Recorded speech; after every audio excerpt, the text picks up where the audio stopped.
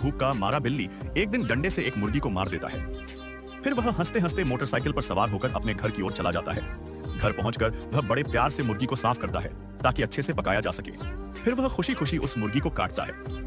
इसके बाद वह मैदा अच्छी तरह से गूंथता है और आलू भी काट लेता है। सारे सामान तैयार करके वह मन लगाकर खाना बनाना शुरू करता है। जब वह आलू तल रहा होता है, उसके चेहरे पर एक अलग ही चमक और खुशी दिखती है।